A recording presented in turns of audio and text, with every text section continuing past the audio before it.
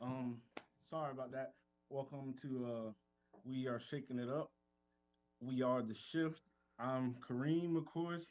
I'm usually here, and today we're here to talk about the father, the spiritual leader of the family, the black father in particular, and have two very special guests with me today. If you'd like to introduce yourselves, we are the shift. I'm Kareem, of course. I'm Alex, usually go here, ahead. Go and ahead. today we're here to talk Oh, about how you doing today? My the name's father, Alex the Whitening. spiritual leader of the family, I'm a teacher at Greco the Middle black School, father in and I'm happy to particular, be and shaking it up have once again. two very special guests with me All today. right, If Brian you'd like to introduce Philpotts, and I'm a yourselves. member of Mount Calvary for several years. Thanks. Alex, go ahead. Right, and you two are How you doing today? My name's fathers, Alex correct? Whitening. I mean, two different types of I'm a teacher at fathers. Greco Middle So I mean, School, let's start with and I'm happy to be Dr. shaking it up Philpotts. once Dr. again. Philpotts, you have three children, correct? Yes. And My oldest is Blake. He's 27. Then there's Cameron, 23, and my you daughter two Sierra. are She's 20. fathers, correct? Okay. And Alex, how about you? So I mean, let's start with I have a child Dr. in Philpotts. Dr. June. Philpotts, you have Ooh, so in June. So we're Yes. Yeah, giving you guys two different perspectives My here. oldest is Blake. So He's but I work at a 27. school, so I'm a father to like 1,200. So There you go. that's not talked about enough. But Alex, how about you? But the two I different have a child perspectives to me is very in June. interesting because I mean, Alex, this is your first child, and Dr. Philpotts, you on number three, and But I work at a school, so I'm a father to like I heard some 1,200. So stories in the There Bible. you go. You could be 100 and have one. So I mean, dang, that sounded a little crazy, but so how was it? How was it for you, Alex? I'll start with you. This being your first child in today's day and age, where's your mindset at with bringing a life into this world? You could be 100 and have one. So I mean, You're muted. terrified. terrifying. I'm utterly terrified. I can honestly say I don't know what to do, but I'm surrounded by my wife, her family, my family, gentlemen of the church, women of the church, fathers and mothers of the church. I definitely You're tap muted. into those resources just to, make sure that I'm going in the right path. But I would say, being my first child, I am definitely terrified. But every day gets better. Um, I do have kids at school. I mean, I practice with them a lot. Um, it's not easy when you hear stories about people who you know may have their child in the bed and roll over and smother their child, and things just pop up in your head that you never even thought about. But I think that's a maturation process.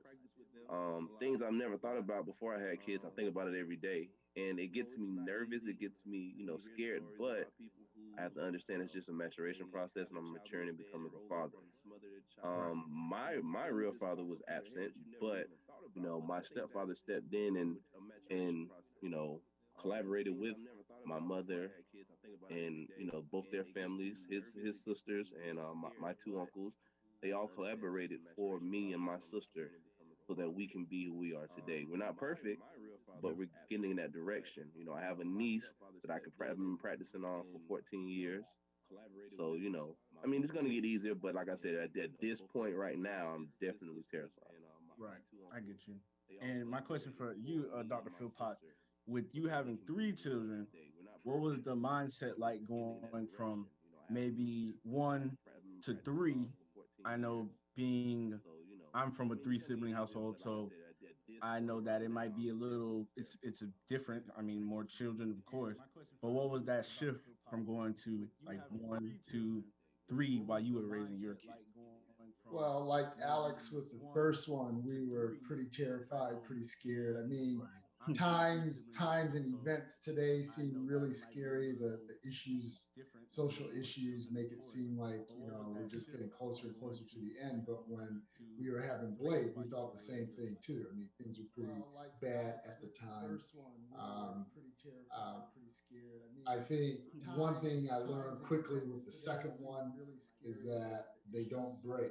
So like with Blake, we were always walking behind him, trying to make sure he didn't fall and hurt himself and so forth and so on. By the time you get the second one, you're just looking for a little bit of rest. And so when that second one comes along, you let him get a little bit more leeway, a little bit more room to run around and do stuff. Right. So that's one thing. And then the third one was a girl, so then I kind of went right back to wanting to protect her a lot. I remember feeling strange about that. That I let Cameron kind of run wild, but I was always behind her, kind of protect her again. Yeah. And was it a little bit of the boy girl thing? It was more. Yeah, I've been accused of being kind of hyper vigilant about um, gender role models and so forth. You can accuse me of, but as a Christian out of the Bible, so like I kind of, I think I was a little rougher playing with my boys than I was with my daughter. I kind of protected her more, and I don't make any excuses for that. Yeah. And I can understand where that comes from. And I mean, so like in your case, it's like you had two boys, but it wasn't that far apart. So was that process of like, I guess you could say, because I've been told a daughter softens you.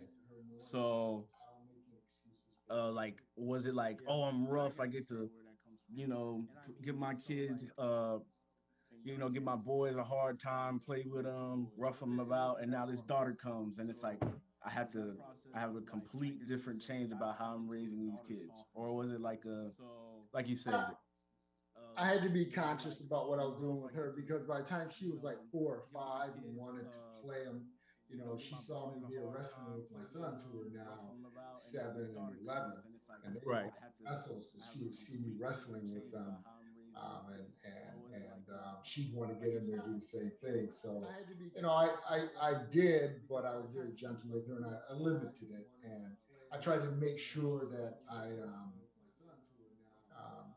protected her as much as I could. yeah, and I get that, and for Alex, I mean, how would you think that, like, say if you were to have a girl such as Dr. Philpotts, how do you think that would like shift your life, that the stage you're in right now? I mean, I know we play basketball together, and you probably go to work with the kids, and you can do certain things with the boys. So it's like, what's Um, what's your mindset thinking like, oh, I can have a girl?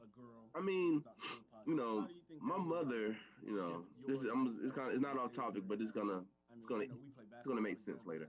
My mother was raised with two older brothers. My grandfather taught her how to change a tire, change, oil change, taught her everything her brothers knew. So she would never, be in such a need of a man. Cause my niece always worry, hopefully she's not looking for, love and attention in the wrong places. You know what I'm saying? I feel as though like I have a boy now. If I had a daughter, I would be gentle. I think I would. I've been called uh like with my wife's nephew, I'm pretty rough with him, and with the niece, I'm very, very soft. And they always ask me why am I not the same? Well, you can't be the same all the time with everything. You know, when it comes to, like I said, I'm a black male, so I can only speak for black boys. When it comes with black boys, you have to be stern. They have to get all the information, all the discipline up front at the door. You can't give them any leeway. And once you get leeway, then the discipline comes in. They're gonna look at you. Well, where's this discipline in the beginning? Yeah, So with a female, females are wired different. I'm just gonna say it. They mature faster at a faster rate. So it's kind of, you can soften them up and they understand where it comes from. And I can say you can probably slowly discipline them. They get things faster. They get things earlier, faster, they're more intentional than we are as young men. So if I did have a daughter, yeah, it'd be very, very, very, very soft, very, very, have to mm, tone my deep voice. I'll probably have to tone it back a step. But I am gonna have a boy, so I'm gonna have to be very much stern and right, at the you door. right, and that takes me back to like with Dr. Philpotts again, because you have kids that are older. You have kids that are my age. I'm 23, and your youngest is 20, correct? Hmm. So with them being that age, what is fatherhood like now? So like, is it still like um I know they're a little probably a little bit more independent. They have they have certain things going on, school maybe, work, and is there still the same communication there was maybe when they were in high school or when they were probably more in your circumference or Yeah. So getting back, one thing Alex said, I was physically different with the two genders, right.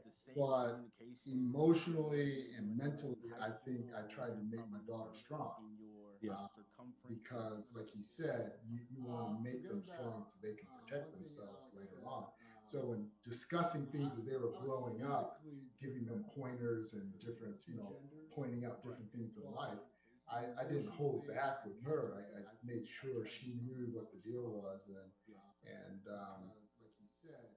today, the boys say that I still kind of favor her. I don't favor her, but we had a traumatic experience with her in a bad car accident where she almost lost her life, and I think that through that, while the boys were off at college, she was at home with us.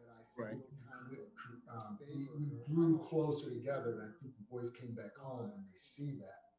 But in communicating with them, I try to be very real.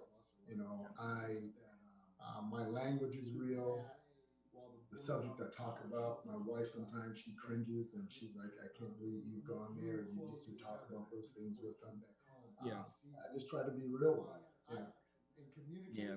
And that's good, and like because like Alex says, we're black, and the world is very scary for us, especially black women. So I mean, if it's like what you're gonna see when you go off to college, or what you're gonna see in your neighborhood, I can understand those conversations because I've had conversations like that with younger women in my life, and I'm not a father, so it's like being able to express those things is very important in my opinion. But I also wanted to talk about, like you said, with your wife. So, because you two are married as well, and with that partnership, and I know it comes with stepping on toes sometimes, and maybe a child favoring the mom or favoring a auntie even, or someone other than you. How do you feel in that case? Like, say if you were talking to your son and you're like, "Hey, my daughter did my I treat her this way, XYZ," but he still feels those emotions of like jealousy or envy. How would you like go on in that situation? How if you encountered that? I don't think. Well, they've never expressed that. Right. Um, uh, Something Alex also touched on with the differences in personalities and gender. Um, you got to remember when God says He created us in His image, He made male and female. So there's parts of us that are more parts of His character that are more demonstrated by a male, and parts that are more demonstrated by a woman. And that's why when you come together, man and woman, you include in the one. All right. So when we approach our kids, my wife, I guess I hate to say this, she has a better. I think they feel more at ease at talking to her. Yeah. She's less the disciplinarian as they were growing up, and I was more the disciplinarian. That's kind of how it was in my family, with my mother and my father. So when my kids do come to me and they want to talk about something, it's kind of reached a point where it's kind of serious, and they need some answers that my wife on subjects that maybe she hasn't been able to talk about. And the other thing is, my wife has been at home with them. So with her spending so much time with them growing up, they just have that ease and comfort of probably going to her first.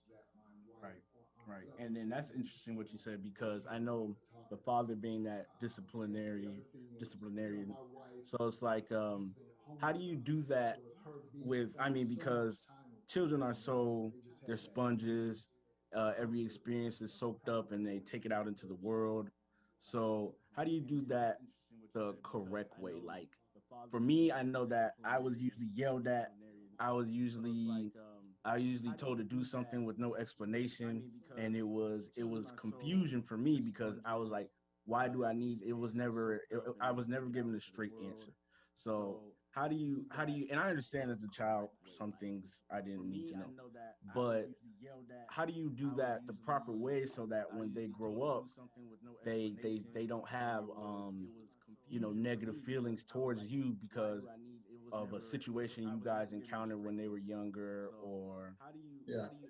Well, I'm gonna do me a favor. I'm gonna throw that to Alex because he has, I believe he has probably more experience than you with that being a teacher.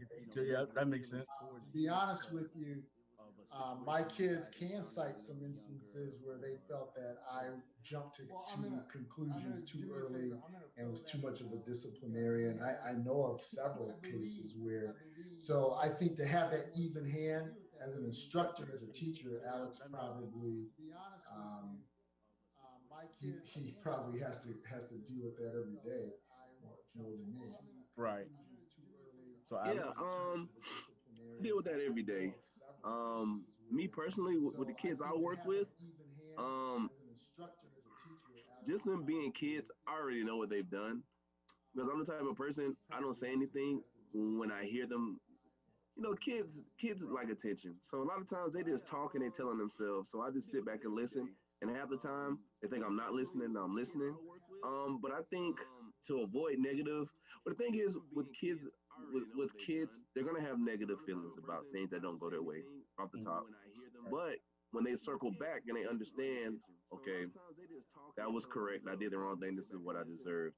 Because with consistency, if you consistently are rearing children in the correct way, and they're understanding their mistakes and they're trying to make those decisions because it's tough as a child to make the correct decision or to make a decision at all. Kids they want to do what they want to do. They want to hang with their friends. They want to do what they want to do. But if you're consistently stern with them, then you're consistently even, making sure that it's fair. It's fair. It's fair. It doesn't change. It's not like Monday you can do this, and Tuesday you can't. Then back on Friday you can do it.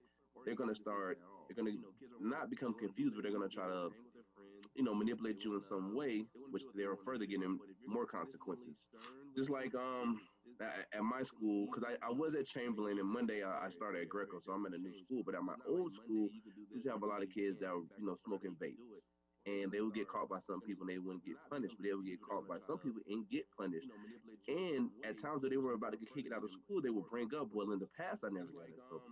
So then the principal and the assistant principals were like, well, we have to be consistent. We'll give them another chance. And that's kind of a way that children manipulate the situation. Anytime there's a crack in consistency, they're going to try to find a way. That's why mother and father, even uncles, anybody in the family has to be consistent when it comes to raising children, no matter male or female. Yeah, I like that answer, Alex. Yeah, that's a great answer. Because you said earlier the correct way, and because I'm older doesn't mean it's the correct way. One of the things, I personally think I've made a lot of mistakes in raising kids personally. You, Alex, you mentioned listening, and my kids accuse me of not listening. That I'm pretty stern, old fashioned, and so. Um, I'm just going to be honest with you and transparent. I think I've made mistakes. I do believe that my wife and I have been very consistent, and I think my kids have echoed that too, where they see their friends can manipulate their parents to do certain things, and their friends will say, well, just tell your parents this or tell your parents that, and they'll come back and say, no, that's not going to work with our parents. Of course. They're pretty. But I think the correct way. I mean, there is no correct way, but I mean the correct way that you and your spouse have laid out, the correct way that works for both husband and wife that way. Because I would say watching my mother raise me, I've learned a lot. Just parents don't know it all. Parents are first parents. When they have their first child, they haven't had any children before, so their mistakes are going to be made with the oldest, then with the youngest. Because with my sister, I got away with nothing, and she kind of got away with everything, and I had to understand that I'm a man. My mother has to raise me she sat me down and said, I have to raise you in a way that you can survive being who you're going to be. And if I can't do that, then what am I here for? And I understood it. I never had any ill will towards things that my mother's, done, because I understood where they came from. I learned at an early age, being black in America is, being black in Florida is. And I have to learn these lessons then or learn them at a later age. And I chose to learn those lessons at a younger age when they were taught to me by my uncles and my great uncles and my grandfather, because they went through these situations. And I've learned a lot, and I spread them all to a lot of teachers may say I'm too transparent with kids. Well, one thing the kids will know is that I would give them the truth, no matter if it hurts me or if it hurts them. The truth will always be the truth. Right. And that's great. That's great to hear. And I know with raising kids, I mean, because when you have kids, your life doesn't stop. So you have to have, if you have three kids in Dr. Philpott's case, and you still have to continue your career and make adjustments for school care and things as such. So how are you preparing for that step in your life, Alex? With like, because I see and we have conversations, you seem like you are a good person that can raise children and have and create positivity in your, you know, I'm trying to in your generation for the next generation. My apologies. You can keep sharing and continuing positivity for the next generation. So how do you um where's your mind at when you say, okay, I'm bringing this newborn baby into the world. I still have my job that I have to do at a school, which is eight to, I don't know about schools anymore, 8 to 3. So I'm actually middle school yeah, now. I'm middle school. I mean, to be honest with you,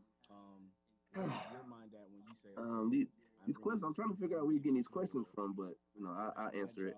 Um, I got to be honest. My wife has young nieces and nephews. I tend to throw things off them. Like I tend to do things to them just to see how it'll work. I tend to do things in schools, say things in a certain way to see how I get a reaction. And I ask my mom a lot of questions, maybe too many questions. I asked my sister because she has a child. Um, when they say it takes a village to raise, it does. Churches are villages, schools are villages. I mean, I talk to my peers, my teachers, principals. My principal gives me advice every day about. Like that, I think my last week of school he gave me advice about changing diapers and beds and pillows and me getting enough sleep.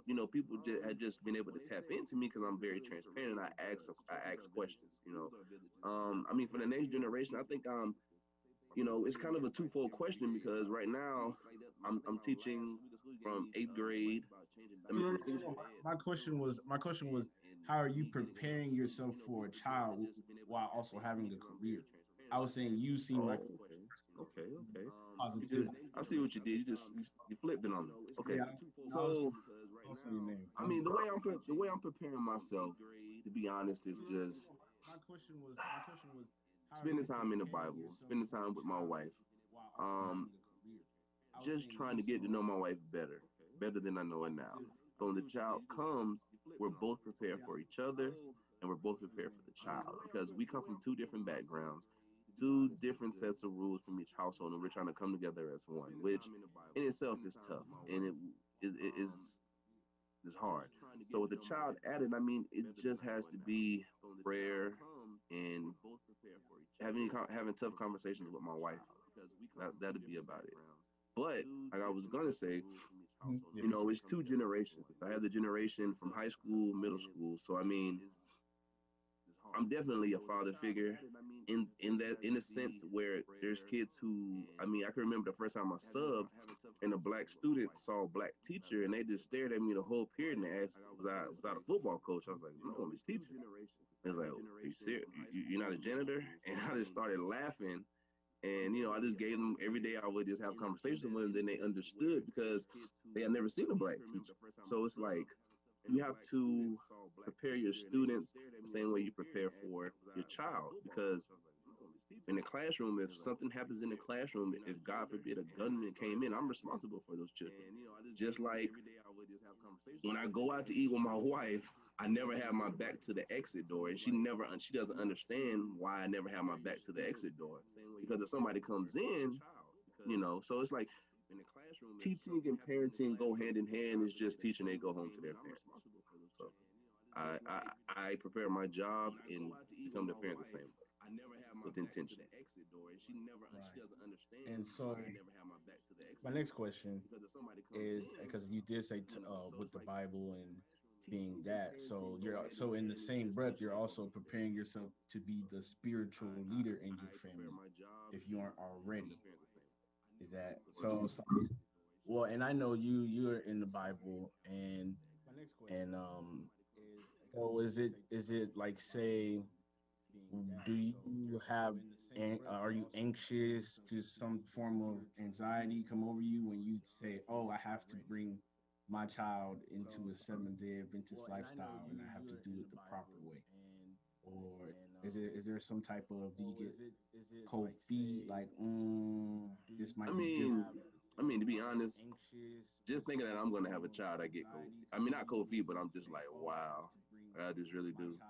But I mean, I don't think it's anything wrong. I mean, this day and age, yeah, there are things that are, with COVID, with race relations, with, um, kids come to me about sexuality all the time. And I'm also a basketball coach too, for a coach of girls basketball at a high school level. I'm an assistant. So I get a lot of questions about sexuality.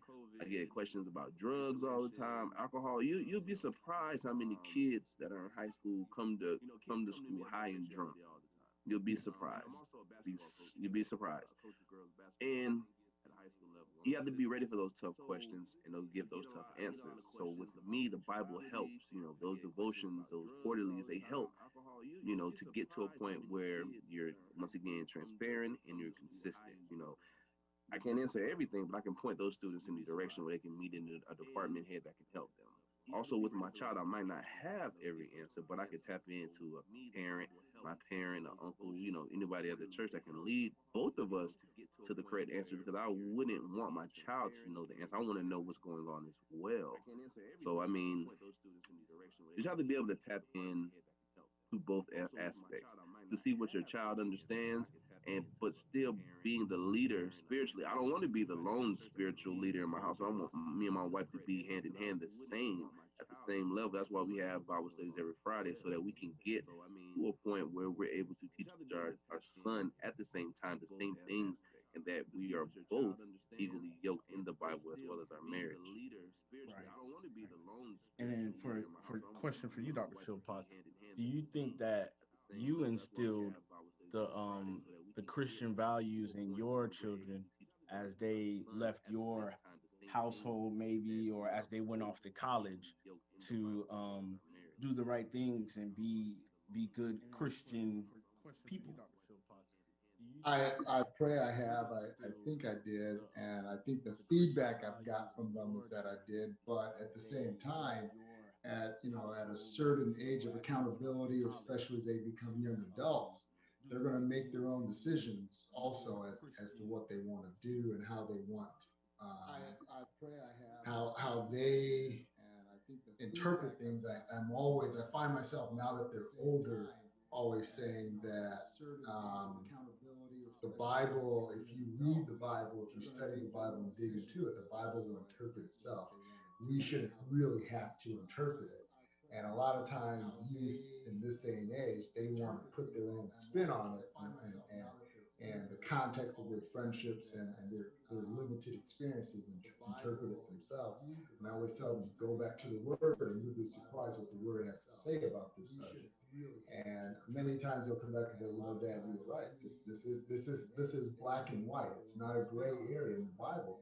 The Bible will teach you which way to go. And yeah, the one thing I would say to Alex, as he's contemplating starting his family, which I'm sure he knows, but there's a text in the Bible that says that we should teach the young ones when they get up in the morning, throughout the day, as you take them to and fro, as you sit there and eat with them at the dinner table, and when you lay them down at night. So I think, my wife and I, we try to do that. We try to always talk about Christ object lessons throughout the day and through different experiences, with different places that we went.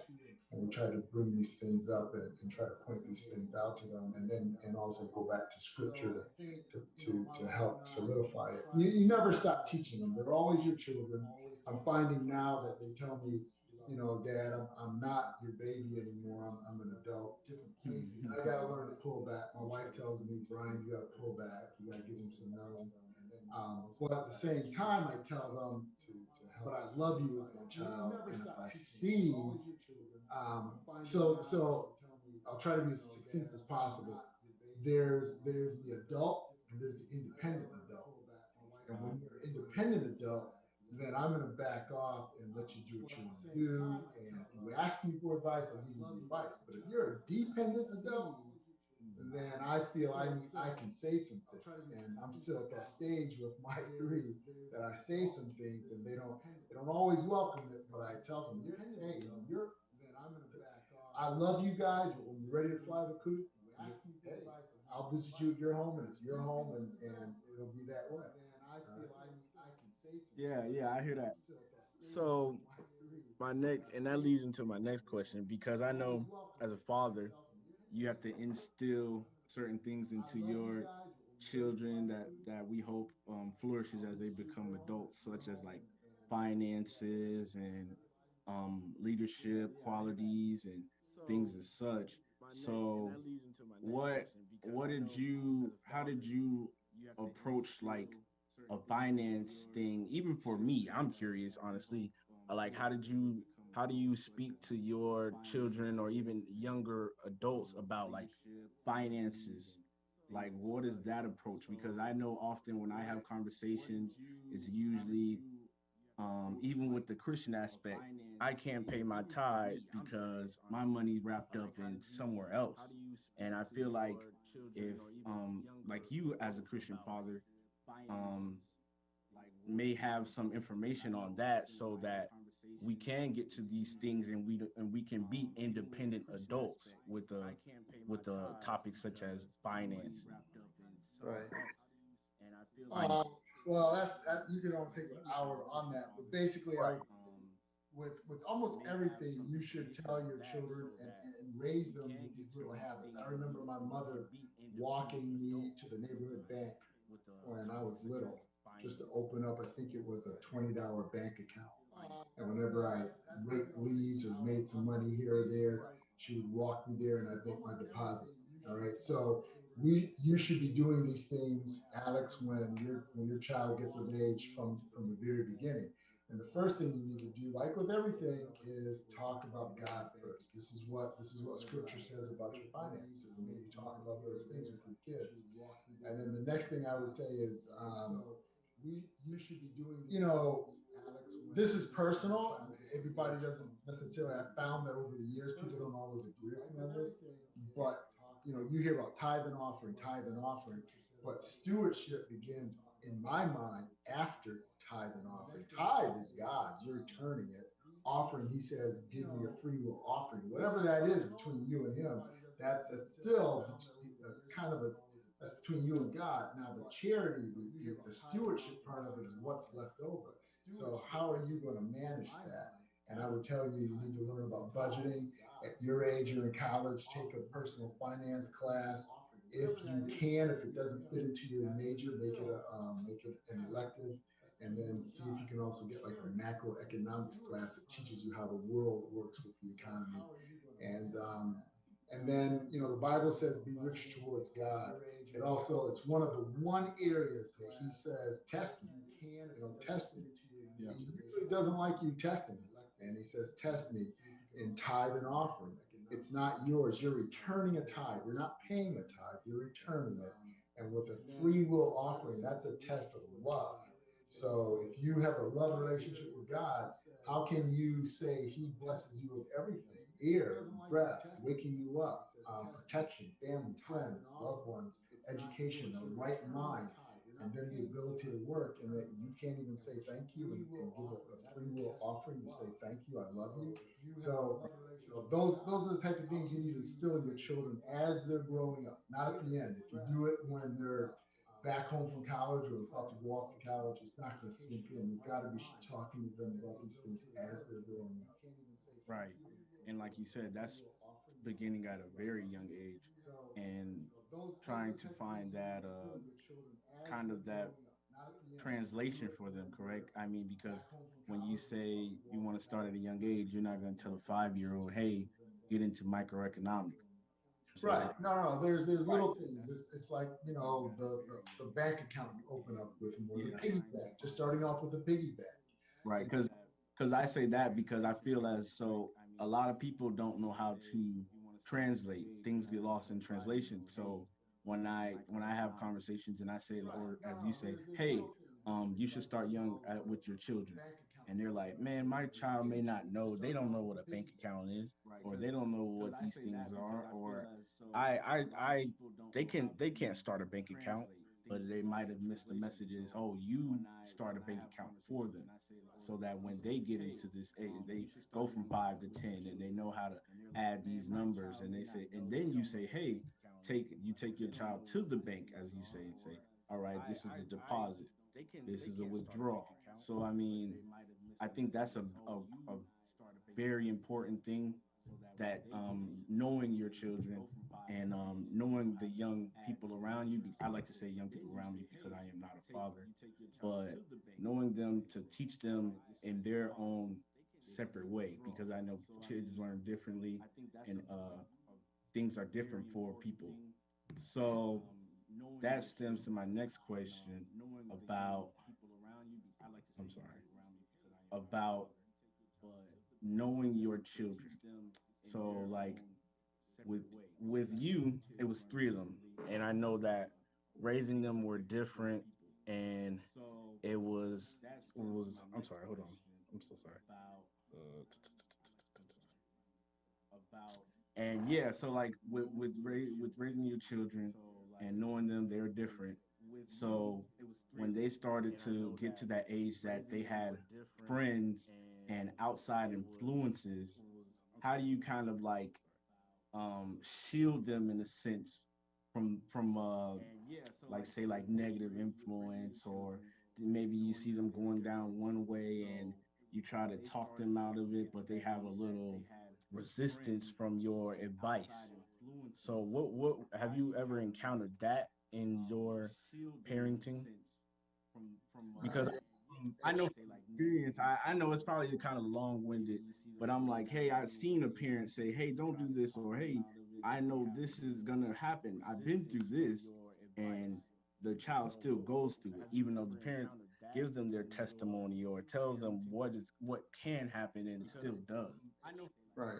Well, again, it starts off when they're little, trying to tell them the different stories in the Bible, like the three Hebrew boys and Daniel, how they selected good friends, friends of like mindedness in terms of religion and families, upbringing, and then wanting to all go off to school and be to have the desire to be something one day. So, you know, um, so you watch your kids as they grow. It's easy when when they're young to kind of direct and shape who they spend their time with. As they get older and they get a driver's license, you don't always know exactly who they're with, but you try to keep a pulse on it by having their friends come over, and you get to know all the friends, and you have conversations. If you see something's going the wrong way, you kind of have conversations, and you try to steer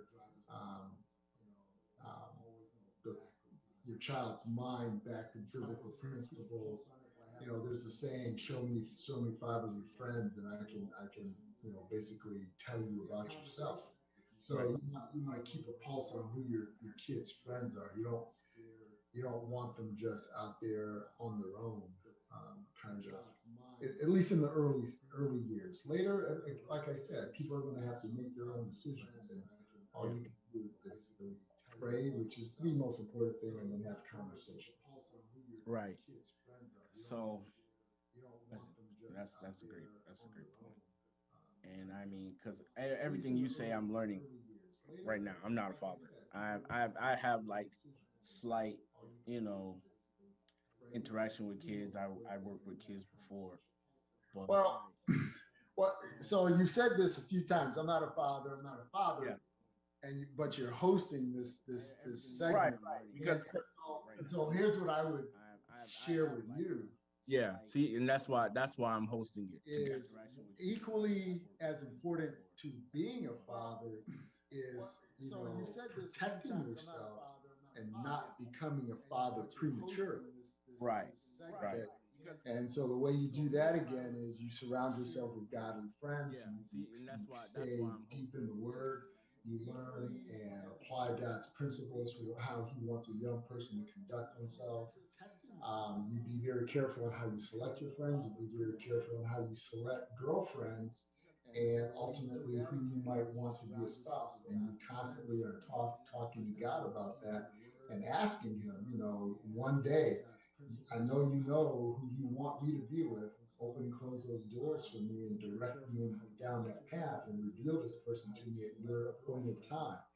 But you have a role to play in it. You get to select. That's what the whole great controversy is about, the battle of good and evil in your mind. It's all about selection. So if you the earlier you learn to make good decisions, the more likely you're going to have good outcomes in your life.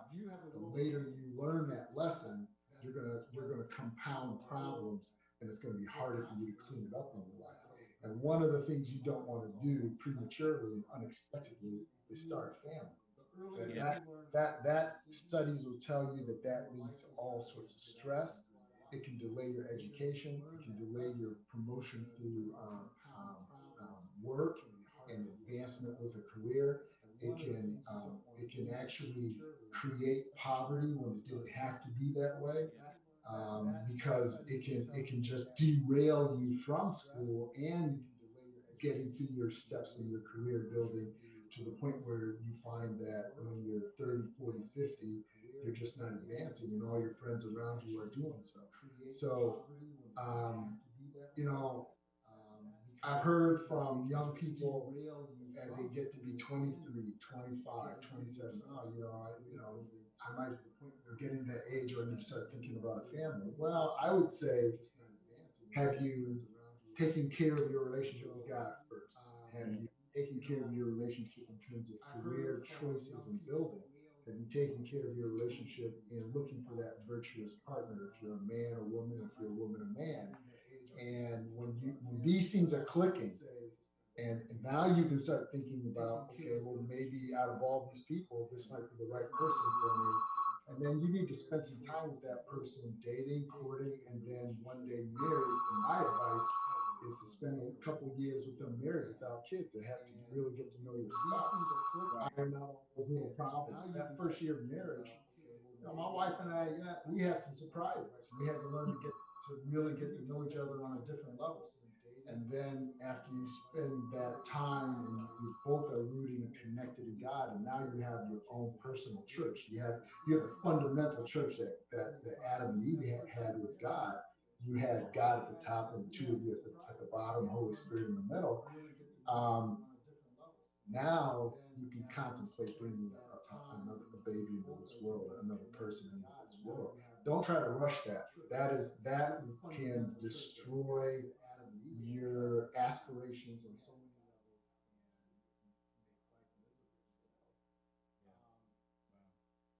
that yeah, because like you said, I'm learning. I'm still learning. I'm still growing. I still have boxes I want to check before I even think about having a child, starting a family. So I know, like you said, um, a lot of people they're not doing that, especially like, and you saying that creates poverty is very interesting. Well, it can create a situation where now you're having to resources that you would direct towards your own personal development. Now Right, exactly. you're directing it towards feeding your child. And Yeah. And it can be really, really tough. Yeah. And the way to do it, again, is be in the Word, be connected to Christ. Christ gave us the answer. He prayed without ceasing. Basically, he said prayer doesn't have to be on your knees constantly. Prayer can be as you're driving, as you're at work. There's times when I'm actually in surgery or I'm doing a procedure and I'm talking to the Lord as I'm doing it. So you need to pray without ceasing. And when you do that, temptation, you know, will be managed far better. And how did Christ was a human being? Christ was sinless, and he was a young man. He was a strong young man. He was a carpenter. There were girls in his village. How did he resist that? It's tough. And I know that young men, you guys today, it's tough. And especially when you get to a certain age, it gets even tougher. Not only do you have peer pressure, but you have social pressures, but then you have biologic pressure. You have hormones that are racing. You guys are young and strapping, and you got muscles. I mean, you got hormones that are just off the charts. I wish I had those 20-something hormones going. But you got to put God first. You got to be in communication with him. You got to ask God to show you the door. The Bible says that if you're tempted, there's a way out, to reveal the door to you. You also have to do what, like, I believe it's in Daniel and maybe in Psalms of David. They talk and Proverbs with Solomon. It talks about purposing in your heart. You got to make a commitment early, and you got to work at it, and you got to make a commitment early and stick to it, that you're going to be faithful. Or when the temptation presents itself, it's going to be hard. It's going to be hard. You got to think through these scenarios ahead of time. If this happens, I'm going to do this. If this happens, I'm going to do that. If I start to see these things happen, I'm going to excuse myself. I'm going to say, hey, good night, everybody. I got to go. Right. If I just start to see it happen, you don't stay in there until it's too late. And that's a different story. But that's good. That's good. That's great advice.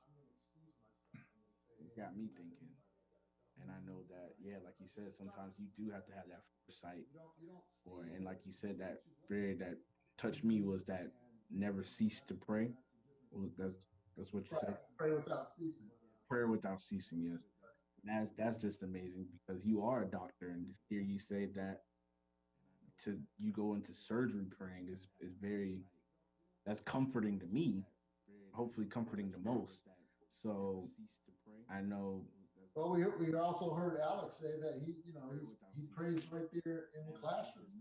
I'm sure the students don't always know he's praying. Sometimes he's probably praying with them directly and purposefully, but I'm sure there are many times he's praying, and if he's in conference with principals and other teachers, he's praying. You have to. Right. Yep. Pray without ceasing. That's praise of the day right there. To me, sounds like that's a great one.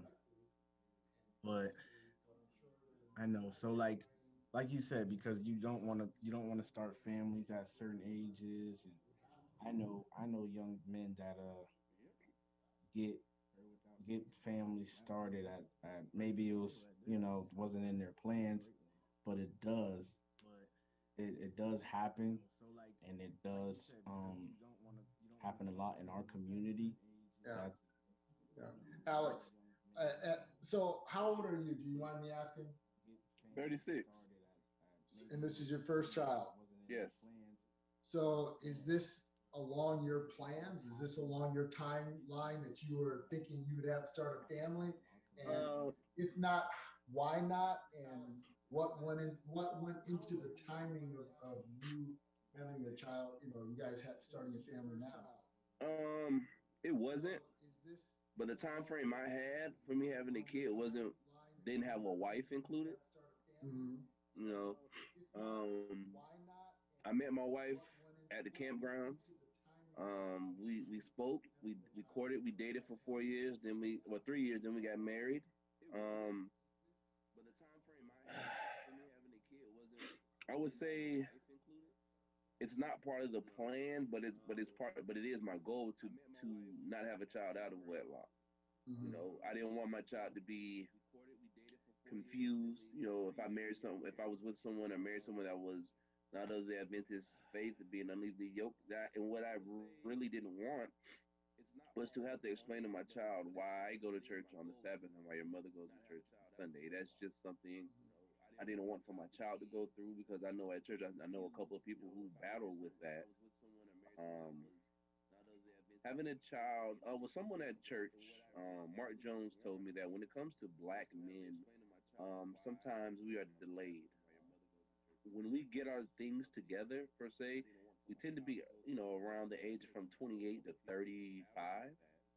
And it has taken me a little bit of time to find my career in education, but I feel like this is the way that it was always supposed to happen. I am a little older, but I think I've done it the right way, and I'm actually proud that I waited as long as I did. Like you said, with all the biological, it's definitely true.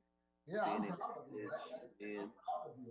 I think you've done the right thing. I applaud you, and I think every man in our church should applaud you. I think every young person should applaud you because it's um it it's doesn't hard. happen like this.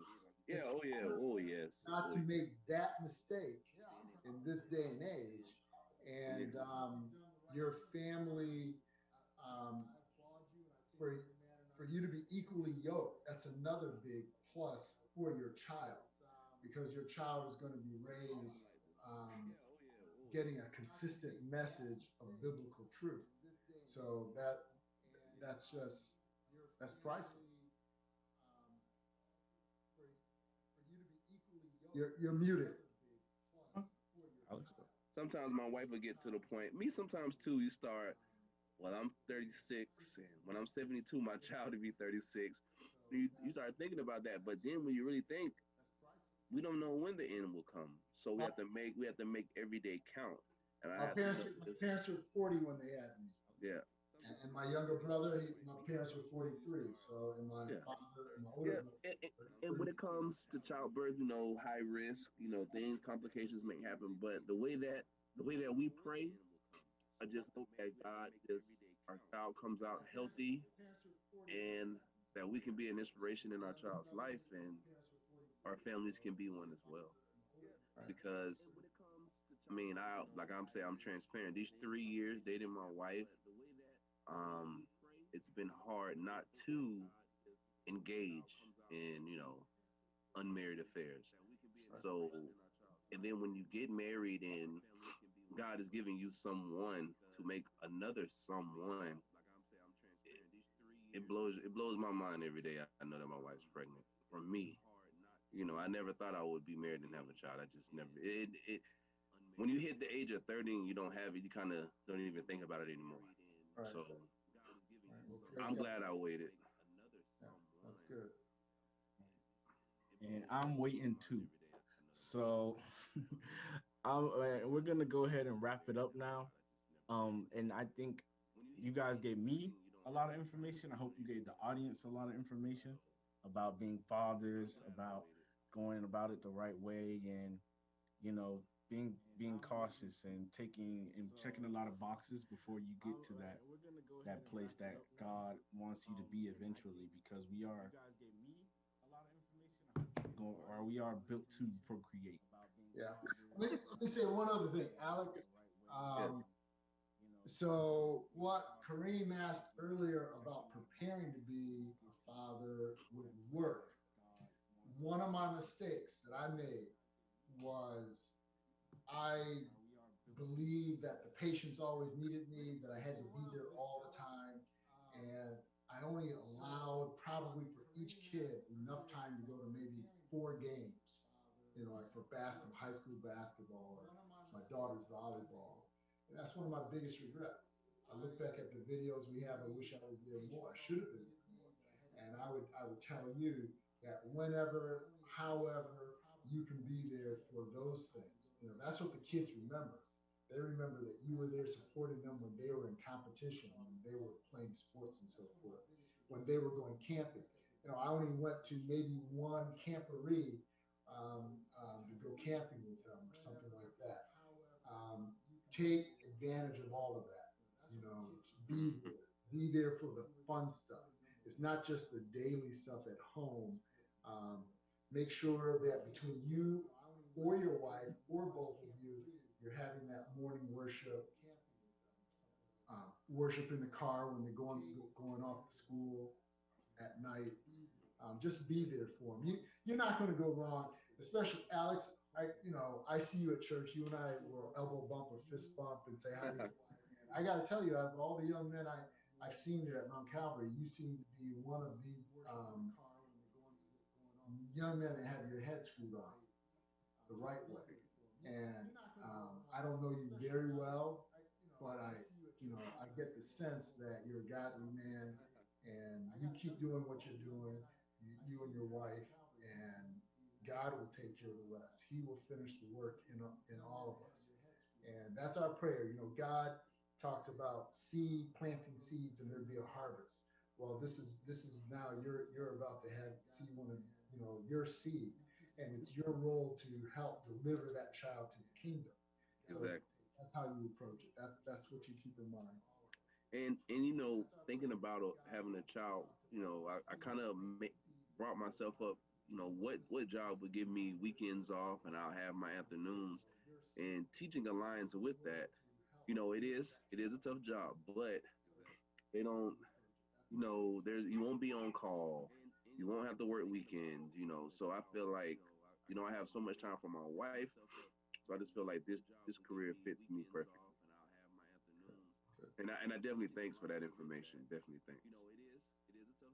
Yeah, that's good. That's great. And yeah, but thank you guys for coming on, giving your perspectives and talking about fatherhood, and hopefully putting that seed into the next generation's brain about going about it the right way. But sadly, we are going to wrap up our show here. And Alex, if you could just pray us out as we close. No problem. Dear Lord, thank you for bringing us here another week. Lord, we pray for each day, one day at a time. Lord, help us to stay healthy. Help us to stay vigilant. Help us to stay hunting for you and your spirit and your glory, that we all may be changed in the twinkling of an eye. In your name we pray, amen. Amen. And thank you for joining us today. I pray and I hope that you guys stay safe. I pray that our show today was informative, and